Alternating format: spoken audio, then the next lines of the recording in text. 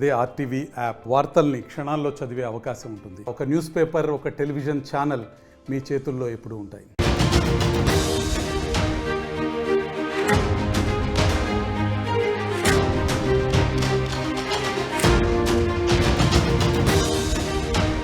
రుణమాఫీపై ముఖ్యమంత్రి రేవంత్ రెడ్డి కసరత్తు చేస్తున్నారు. ఇచ్చిన హామీ మేరకు ఆగస్టు 15లోగా రుణమాఫీ చేస్తానంటూ ఆయన ప్రణాళికలు రూపొందిస్తున్నప్పటికీ దానికి కొంత ముందస్తుగానే రైతుల కొంత శుభవార్త చెప్పబోతున్నారు ముఖ్యమంత్రి రేవంత్ రెడ్డి.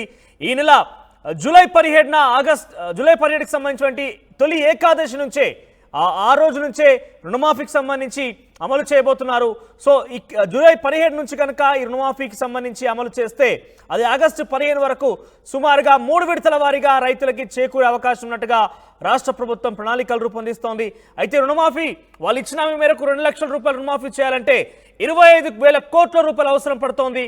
నిధులు సమకూరడంతో నెల ముందుగానే రుణమాఫీ చేయబోతున్నారు. ఇప్పటికే నిధులు సమకూర్చుకున్నట్టు తెలుస్తోంది. అయితే కొన్ని కండిషన్స్ పెడుతున్నారు రుణమాఫీ విషయంలో. అది భూమి పాస్బుక్ తప్పనిసరిగా ఉండాలి, రేషన్ కార్డు తప్పనిసరిగా ఉండాల్సిందే, ఆధార్ కార్డ్, బ్యాంక్ అకౌంట్ ప్రమాణికంగా చెప్తున్నారు. ఇక పిఎం కిసాన్ పథకంలో ఉన్న నిబంధనలే దీనికి కూడా వర్తించేలాగా రాష్ట్ర ప్రభుత్వం ప్రణాళికలు రూపొందిస్తోంది. మంత్రులు, ఎమ్మెల్యేలు, ఎమ్మెల్సీలు, ఎంపీలు అందరూ కూడా ఇదే అంశం మీద నిమగ్నమై ఉన్నారు. ఎందుకంటే ఇది చాలా కీలకమైనటువంటి హామీ రేవంత్ రెడ్డి సర్కార్ ఇచ్చింది. ఇక ఇతర రాజ్యాంగబద్ధ పదవులు ఉన్న వారికి నో స్కీమ్ అంటూ కూడా చెప్తున్నారు. సో ఇక్కడ మనం కొన్ని కండిషన్స్ కనుక అమలు చూస్తే కనుక ఎమ్మెల్యేలు, ఎంపీలు, ఎమ్మెల్సీలుగా అంటే కొన్ని ఉన్నత పదవుల్లో ప్రజాప్రతినిధిగా అనుభవిస్తున్న వాళ్ళ వరకు కూడా ఈ పథకంలో అర్హత ఉండదు. వాళ్ళందరికీ కూడా దీని నుంచి వాళ్ళకి పక్కన పెట్టడం లాంటివి చూడాలి. ఆ తర్వాత ఇతర రాజ్యాంగబద్ధ పదవుల్లో ఉన్న వారికి కూడా ఈ పథకం వర్తించదు. సో కేవలం పంట పండించేటువంటి రైతులకు మాత్రమే ఈ పథకంలో వాళ్ళు రుణమాఫీ కింద 2 లక్షల రూపాయల రుణమాఫీ చేయబోతున్నారు. మిగిలినటువంటి ఏ ప్రజాప్రతినిధిగా అంటే ఉన్నత స్థాయి ప్రజాప్రతినిధిగా వ్యవహరిస్తున్నటువంటి ఎమ్మెల్యేలు కావచ్చు, ఎమ్మెల్సీలు కావచ్చు, ఎంపీలు కావచ్చు, మంత్రులు కావచ్చు, వీళ్ళెవరికి కూడా రుణమాఫీలో ఈ పథకం రుణమాఫీ అనే ఈ యొక్క అంశం వర్తించదు.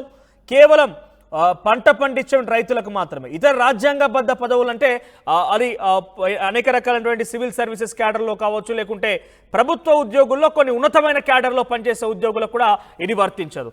ఇంకోవైపు ఆదాయ పన్ను చెల్లించే వారికి కూడా ఇది వర్తించదు.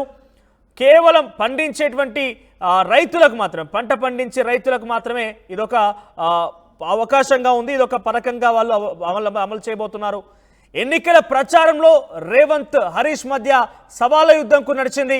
ఆగస్టు 15 లోపు కనుక రుణమాఫీ చేస్తే నేను రాజీనామా చేస్తా అంటూ అమరవీరుల స్తూపం దగ్గర రాజీనామా పత్రాన్ని కూడా ఉంచి హరీష్ రావు వెళ్లారు. అయితే దాంట్లో రుణమాఫీ అనేది ఒకటే కాకుండా 6 గ్యారంటీలకు సంబంధించిన అంశాలని కావచ్చు, లేదంటే మహిళలకు ఇచ్చినటువంటి గ్యారంటీ, ఏదైతే విద్యార్థులకు ఇచ్చినటువంటి నిరుద్యోగ సంబంధించినటువంటి గ్యారంటీ కావచ్చు, లేకపోతే ఇక్కడ విద్యార్థులకి స్కూటర్లు కావచ్చు, అన్ని అంశాలు ఓవరాల్గా కాంగ్రెస్ పార్టీ ఇచ్చిన హామీలన్నింటినీ జోడించి ఆయన ఒకేలా కనుక ఆగస్టు 15 లోపు ఇవన్నీ అమలు చేస్తే కనుక రాజీనామాకు సిద్ధం అంటూ రాజీనామా పత్రాన్ని కూడా అమరవీరుల స్తూపం దగ్గర పెట్టి వెళ్ళారు ఆయన. సో ప్రజెంట్ ఇదొక చర్చనీయాంశంగా మారుతుంది దానికి సంబంధించిన అంశం. ఎందుకంటే ఇది ఒక సవాళ్ళు ప్రతి సవాళ్ళు మరి జరిగింది కాబట్టి ఒకవేళ కనుక నిజంగానే రాష్ట్ర ప్రభుత్వం ఈ హామీలను కనుక అమలు చేస్తే హరీష్ రావు రాజీనామా చేస్తారంటూ కూడా కాంగ్రెస్ పార్టీ నాయకులు ఒక్కొక్కరిగా కౌంటర్ ఇస్తున్న పరిస్థితి. ఒకసారి మాట్లాడడం ఇదే అంశానికి సంబంధించిన ప్రతినిధి మధు ఫోన్లో సిద్ధంగా ఉన్నారు. ఎస్ మధు, సో రుణమాఫీకి సంబంధించి రోజుకో అంశం కూడా తెర మీదకి వస్తుంది. సో ముందస్తుగానే ఆగస్టు 15 లోపు చెప్పినప్పటికీ ముందుగానే ఏకాదశి నుంచి ప్రారంభించే రకంగా ప్రణాళికలు రూపొందించి తెలుస్తోంది. సో ఏంటి అప్డేట్స్ ఏంటి? నిధులు సమకూర్చడంలో కాంగ్రెస్ పార్టీ ప్రభుత్వం సక్సెస్ అయిందా? ఎప్పుడు చేయబోతున్నారు? అప్డేట్స్ ఏంటి? 4 రోజుల లోపలనే రాష్ట్ర కేబినెట్ భేటీ కానుంది. రాష్ట్ర కేబినెట్ భేటీలో పలు కీలక నిర్ణయాలు తీసుకోనున్నారు. అత్యంత ప్రతిష్టాత్మకంగా తీసుకుంటుంది ప్రభుత్వం రైతు రుణమాఫీ. సో దీనిపైనే ప్రత్యేకంగా దృష్టి పెట్టింది కాబట్టి ఎన్నికల సమయంలో కూడా ఇదే ప్రధాన ఎజెండాగా ప్రజలకు వినిపించే ప్రయత్నం చేశారు ముఖ్యమంత్రి రేవంత్ రెడ్డి. కాబట్టి దీనిపైనే ప్రధానంగా దృష్టి పెడతా ఉన్నారు.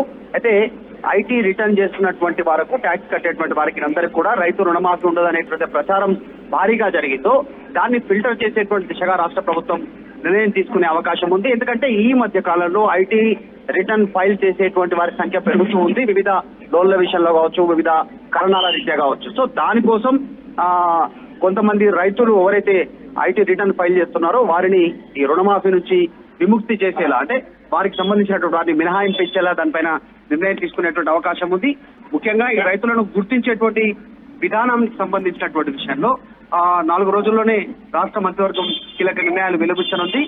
ఈ రైతులను రుణమాఫీ కోసం గుర్తించేటువంటి విషయంలో భూమి పాస్బుక్ కావచ్చు, రేషన్ కార్డు, ఆధార్ కార్డులతో పాటు బ్యాంకుకు సంబంధించిన ఖాతాలను కూడా పరిగణలోకి తీసుకునేటువంటి అవకాశం ఉంది. రైతులకు ఏమైనా ఇబ్బందులు తలెత్తే కూడా వాటిని పరిష్కరించేందుకు వీలుగా ప్రత్యేకంగా ఫిర్యాదులు స్వీకరించాలి. దానికి సంబంధించినటువంటి వారి నుంచి ఎప్పటికప్పుడు వారి సూచనలు పరిశీలించాలనేటువంటిది కూడా నిర్ణయం తీసుకోవడం జరిగింది రాష్ట్ర ప్రభుత్వం. మొత్తానికైతే ఆగస్టు 15 డెడ్ లైన్ పెట్టుకున్నప్పటికీ కూడా అంతకంటే ముందుగానే జూలై అంటే వచ్చే నెల 17వ తారీఖు నుంచే కరెక్ట్ గా ఎగ్జాక్ట్ 1 నెల ముందు నుంచే రైతు రుణమాఫీకి సంబంధించిన కార్యక్రమం అమలు చేయాలి. 15th లోపల దీన్ని పూర్తి చేయాలనేటువంటి ఒక కృత నిశ్చయంతో రాష్ట్ర ముఖ్యమంత్రి రేవంత్ రెడ్డి చాలా దీనిపైన ప్రత్యేకంగా దృష్టి పెట్టారు. ఇప్పటికే నిధుల సమీకరణకు సంబంధించి కావచ్చు, బ్యాంకు అధికారులతో మాట్లాడుతుండడం కావచ్చు, ప్రత్యేకంగా సమావేశాలు కావచ్చు, దీనిపైన దృష్టి పెట్టింది ప్రభుత్వం. ఇప్పటికే అధికారులకు పలు శాఖలకు సంబంధించినటువంటి వారికి ఆదేశాలు జారీ చేసింది. మొత్తం 3 విడతల్లో జూలై 17న ప్రారంభమయ్యేటువంటి ఈ రైతు రుణమాఫీ ఆగస్టు 15 వరకు 3 విడతల్లో ఉన్నటువంటి మొత్తం రైతులకు రుణమాఫీ చేసేటువంటి విధంగా దానిపైన నిర్ణయం తీసుకునేటువంటి అవకాశం ఉంది. ఎందుకంటే జూలై 2nd వీక్ నుంచి మళ్ళీ పంటలు వేసుకునేటువంటి అవకాశం ఉంటుంది. వర్షాలు ప్రారంభమవుతాయి. అట్లా రైతులు వారి పంట పెట్టుబడి కోసం ఏమైనా రైతు రుణాల కోసం ఏమైనా బ్యాంకులను అప్రోచ్ అయితే కూడా ఇబ్బంది లేకుండా ఉండాలనేటువంటిది ప్రభుత్వం రైతుల గురించి ఆలోచన చేస్తూ నిర్ణయం తీసుకుంటున్నట్టుగా తెలుస్తోంది. తర్వాత కేంద్రం అమలు చేస్తున్నటువంటి ఏదైతే పిఎం కిసాన్ పథకం సంబంధించినటువంటి దాంట్లో కూడా రాష్ట్ర ప్రభుత్వం నిబంధనలు ఏమున్నాయి, దాంట్లో ఇంక్లూడ్ అయితే రాష్ట్ర ప్రభుత్వం మీద ఎంత మేర భారం తగ్గుతుంది, ఎంత మేర రాష్ట్ర ప్రభుత్వం నిధులు సమకూర్చుకోవాల్సిన అవసరం ఉంది అనేటువంటి దానిపైన దృష్టి పెట్టింది. ఇప్పటికే అధికారులు ఆ రకంగా పిఎం కిసాన్ సంబంధించిన పథకం నిబంధనల రుణమాఫీలో కనుక అమలు చేస్తే దానికి కూడా 25,000 కోట్లు అవసరం అవుతాయనేటువంటిది అధికారులు సూచనిచ్చారు. సో మొత్తానికి ఆదాయ పన్ను కడుతున్నటువంటి ప్రభుత్వ ఉద్యోగులతో పాటు ఆదాయ పన్ను కడుతున్న వారికి కూడా రుణమాఫీ అందేందుకు అవకాశం లేదు. కానీ ఎవరైతే రిటర్న్ ఫైల్ చేస్తున్నారో చిన్న సన్నకారు రైతులు ఎవరైతే ఉన్నారో వివిధ కారణాలతో వారిని మాత్రం మినహాయింపు ఇచ్చేలా ప్రభుత్వం నిర్ణయం తీసుకునే అవకాశం ఉంది. 4 రోజుల్లోనే మంత్రివర్గ భేటీ ఉండనుంది. దానిలోనే విధి విధానాలు ఖరారయ్యేటువంటి అవకాశం ఉంది. రైట్ మధు, ఓవరాల్ గా రుణమాఫీపై రేవంత్ సర్కార్ కసరత్తు మొదలుపెట్టింది. అయితే అనుకున్న హామీ ఇచ్చిన మేరకు ఆగస్టు 15లోగా రుణమాఫీని 2 లక్షల రుణమాఫీని పూర్తి చేస్తామంటూ కాంగ్రెస్ సర్కార్ హామీ ఇచ్చింది. ఎన్నికల ప్రచారంలో ప్రధాన అంశంగా ముందుకు కొనసాగింది. అయితే అనుకున్న దానికంటే ముందుగానే రుణమాఫీని అమలు చేయాలన్న ఒక ఆలోచనతోని రేవంత్ సర్కార్ ముందుకెళ్తోంది. ఇప్పటికే నిధులు కూడా సమకూర్చుకున్నట్టుగా తెలుస్తోంది. సుమారుగా 25,000 నుంచి 30,000 కోట్లు ఈ రుణమాఫీ కోసం అవసరమవుతాయంటూ కూడా కాంగ్రెస్ పార్టీ ప్రభుత్వం గుర్తించింది. ఇందులో భాగంగానే జూలై 17న తొలి ఏకాదశి ఉంది. అయితే ఆ తొలి ఏకాదశి నుంచే ఈ రుణమాఫీ అంశం ముందుకు తీసుకురావాలని చెప్పి ఆలోచన చేస్తోంది. అది దాదాపుగా ఇది కన్ఫర్మ్ అయినట్టుగా తెలుస్తోంది. సో తొలి ఏకాదశి నుంచి ఆగస్టు 15 అంటే నెల రోజుల ముందుగానే ఇది కనుక ప్రారంభించి ఉంటే కనుక అది నెల రోజుల్లో 3 విడతల వారీగా రుణమాఫీ ప్రక్రియను పూర్తి చేయాలని ఒక ఆలోచనలో ముందుకు వెళ్తోంది. అయితే కొన్ని కండిషన్స్ కూడా పెట్టింది. దీంట్లో ఎమ్మెల్యేలుగా, ఎమ్మెల్సీలుగా, ఎంపీలుగా ఉన్నత స్థాయి పదవులు అనుభవిస్తున్న వారికి కావచ్చు, ఉన్నత స్థాయి ప్రజాప్రతినిధిగా ఉన్న వారికి కూడా ఇందులో అర్హత ఉండదు. రుణమాఫీలో ఎవరికి వాళ్ళకి వర్తించదు. ఇక రాజ్యాంగబద్ధ పదవుల్లో అంటే కొన్ని సివిల్ సర్వీసెస్ క్యాడర్లో కావచ్చు, ఇతరత్ర ఉన్నత ఉద్యోగాలు, ప్రభుత్వ ఉద్యోగాలు పనిచేసే వారికి కూడా ఈ రుణమాఫీ పథకం వర్తించదు. ఆ తర్వాత ప్రభుత్వ ఉద్యోగాలతో పాటుగా కొంతమంది ఆదాయ పన్ను కట్టే వారికి కూడా ఇది వర్తించదంటూ కూడా రాష్ట్ర ప్రభుత్వం నిబంధనలు పెడుతున్నట్టు తెలుస్తోంది. ఇక కొన్ని తప్పనిసరి డాక్యుమెంట్ కూడా కావాల్సి ఉంది. అది భూమి పాస్బుక్ కావచ్చు, ration card, Aadhaar card, bank account కూడా ప్రామాణికంగా తీసుకొని రుణమాఫీ పథకం అమలు చేయబోతోంది. ఇక అయితే గతంలో కూడా హరీష్ రావు, రేవంత్ రెడ్డి మధ్య సవాళ్లు ప్రతి సవాళ్లు కొనసాగాయి. పార్లమెంట్ ఎన్నికల నేపథ్యంలో మీరు ఇచ్చిన మాట ప్రకారంగా కనుక రుణమాఫీని ఆగస్టు 15 లోపు కనుక పూర్తి చేస్తే నేను రాజీనామా చేస్తానంటూ హరీష్ రావు సవాల్ చేశారు. అదే పనిగా ఆయన అమరవీరుల స్తూపం దగ్గరికి వెళ్ళి తన రాజీనామా పత్రాన్ని కూడా అక్కడ సమర్పించారు. కానీ రాజీనామా పత్రంలో కేవలం రుణమాఫీకి సంబంధించిన అంశమే కాకుండా ఇతర 6 గ్యారంటీలు, అది మహిళా డిక్లరేషన్ కావచ్చు, నిరుద్యోగ డిక్లరేషన్ కావచ్చు, బీసీ డిక్లరేషన్ కావచ్చు, కాంగ్రెస్ పార్టీ ఇచ్చినటువంటి అన్ని హామీలను కూడా జోడించి తన రాజీనామా పత్రాన్ని కండిషన్గా ఇవన్నీ కనుక అమలు చేస్తే నేను రాజీనామా చేస్తాను ఒక కండిషనల్డ్ రాజీనామా పత్రాన్ని అమరవీరుల స్తూపం దగ్గర పెట్టి ఉంచారు. సో ఒకవేళ కనుక కాంగ్రెస్ పార్టీ అమలు చేస్తే రాజీనామా చేస్తారా అంటూ కూడా కాంగ్రెస్ పార్టీ నాయకులు కూడా కౌంటర్ ఇచ్చిన పరిస్థితి. చూద్దాం ఏం జరగబోతుంది. ఓవరాల్గా రైతులకైతే ఒక గుడ్ న్యూస్ గానే చెప్పాలి. ఆగస్టు 15 అని చెప్పినప్పటికీ దాన్ని ముందుగానే పూర్తి చేసే రకంగా ప్రణాళికలు రూపొందిస్తోంది కాంగ్రెస్ పార్టీ ప్రభుత్వం.